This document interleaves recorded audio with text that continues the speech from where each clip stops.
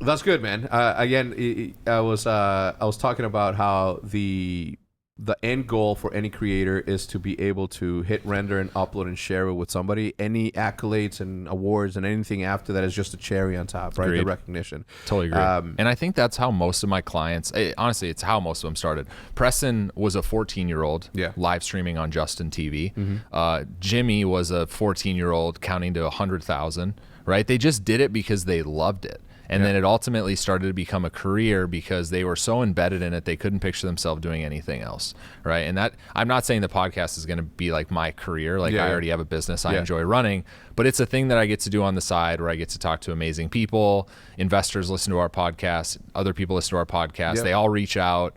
And I've got to meet some awesome people just doing it. Yeah, so I think that from a business influencer standpoint, like I think that because people need to understand that the influencer marketplace doesn't necessarily just apply to people that are YouTubers, right? These are knowledgeable folks that have a very, very clever way, not clever way, but a very niche opportunity to present to people, right? I always tell Andy, my business partner, that our podcast, you know, as much as it's on YouTube, it should also be on LinkedIn. I don't have a LinkedIn. It's just like, you need to get a LinkedIn. Dude, it's Gary's too many popping on LinkedIn. Dude, I have Congrats to Gary, by the way. Every single time I log into it, all I see is 999, and I'm just like, I'm never gonna get through this. So I just avoid it. Been avoiding it for 5 years, 7 years. Doesn't matter.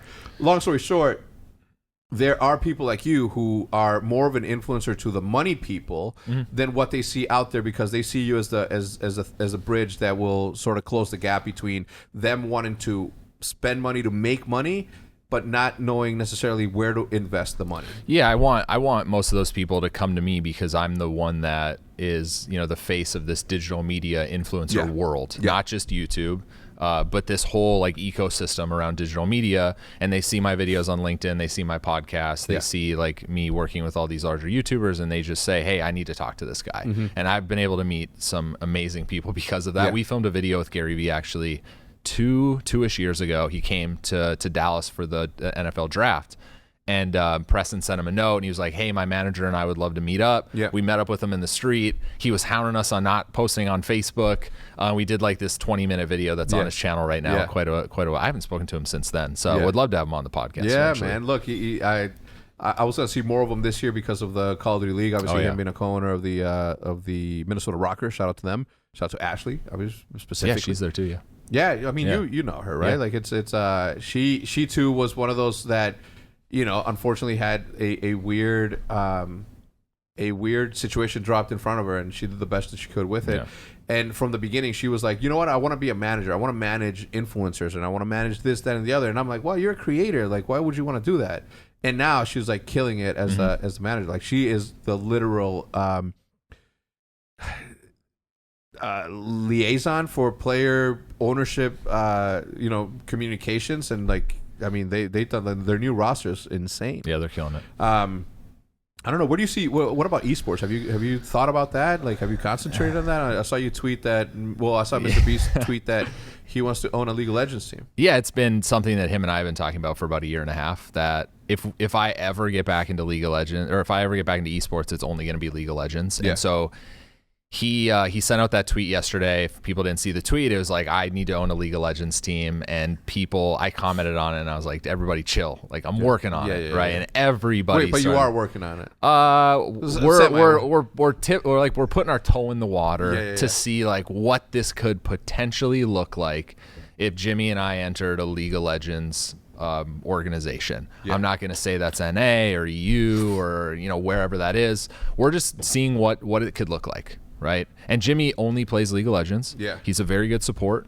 Really? He's like a silver gold support. Yeah, he's actually. So he actually does play that. Very good at the game. Yeah. We play. Him and I play League all the time. Yeah, and so that's the only thing we would do. I don't think we'd want to be in Call of Duty. We probably obviously wouldn't want to be in Overwatch. Yeah. But we would definitely want a League. What team. do you mean, obviously? It's just I think they've struggled with the League a little bit, but yeah. No, that's obvious. That's cool though, man. Like I think. Do you? Obviously, it's different when you see esports through the lens of having a massive, massive powerhouse the way that Mr. Beast is. It works. Obviously, look at me. Look at Nate Shot. Look at what other influencers own? I mean, FaZe esports is team? like yeah, a good FaZe, example. exactly. Yeah, obviously. Yeah, a bunch of like guys that have an influence outside of just a Call of Duty team or a CS:GO team that are creating content, right? And so, we haven't even thought about what that would look like or what the strategy would be. We're just kind of, we're having a few conversations. That's all I'll say. Yeah. That's dope, man. That's dope. And that is that something that you thought that you would get back into? Like, where do you see esports from an outsider's perspective?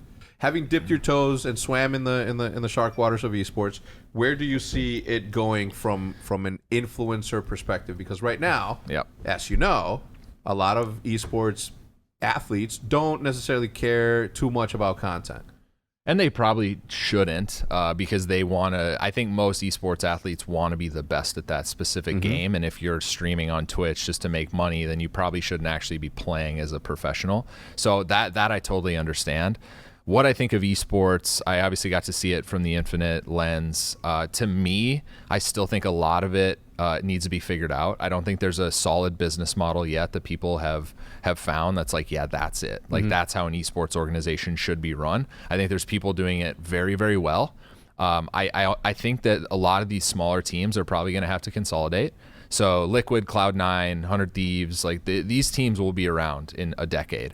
But some of the like B tier, C tier teams, they're going to have to consolidate, or as everything franchises, they just can't. Like you have to continue to raise capital to keep up. Yeah. And some of these teams are so far ahead that I don't know how you catch up at this point. And so I see a lot of consolidation happening in the next 5 years. And I think eventually there's going to be probably 10 to 12 teams in North America that dominate the whole industry, that have Call of Duty, they have League of Legends, they have all these staple games. As well as this large content roster that are not necessarily pros, but they're playing the games on YouTube, on Twitch, on whatever VR platform there's going to be in the future.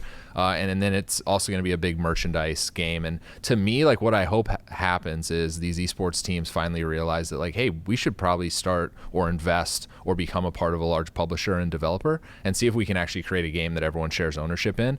I just don't know if that's even something that is feasible with all these teams like right now trying to be in different games. It is feasible, and I would say a game like Valorant is like the perfect example of that because if Riot wouldn't have been the one that created that, I mean, think about the amount of people that are and largely the amount of teams that are going into it is because it is Riot, right?